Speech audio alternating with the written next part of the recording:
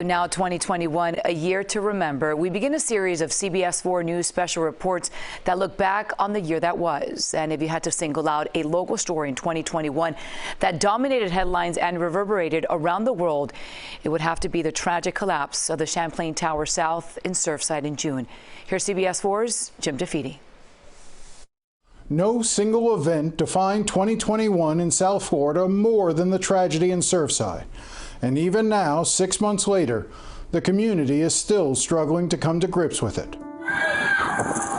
Captain, hey, the Champlain Towers, the building, it collapsed. The building is gone. There's no elevators. It almost resembles a trade center. People on the balcony shouting that they are trapped inside of their apartment. 98 people lost their lives on June 24th when the Champlain Towers collapsed in on itself in less than 20 seconds.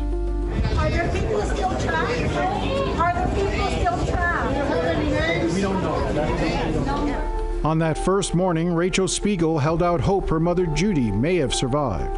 When we went to sleep last night, we would have never imagined that this is what we would be waking up to. And we're heartbroken, and I just want my mom to know how much we love her. And we're here, we're not going anywhere, we are not giving up hope. Hoping, however, was not enough.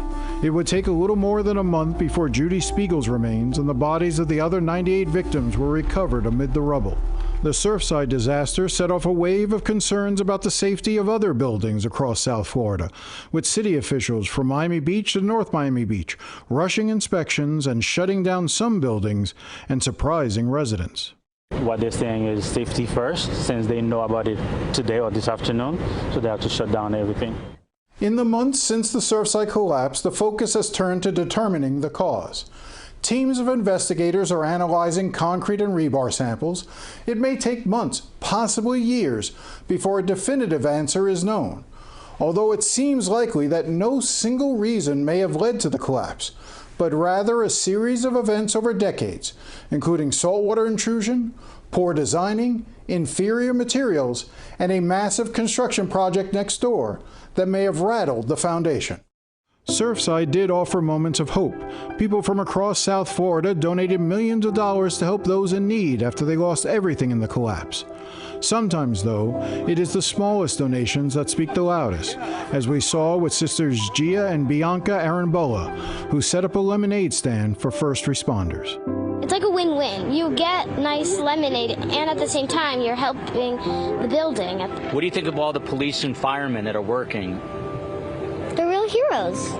They're real good people. But in South Florida, wherever there is good, evil is always lurking, as we discovered in September. A woman carrying a pricey Versace handbag charging thousands of dollars at Bloomingdale's. Looks like any day at the mall, but investigators say this woman is the ringleader of an ID theft ring targeting victims of the Surfside Tower collapse. Right now, we estimate that these characters who were quick to rob the deceased have successfully stolen at least $45,000. One controversy that remains is the fate of the land where the building collapsed. There are those who want it to become a memorial or a park.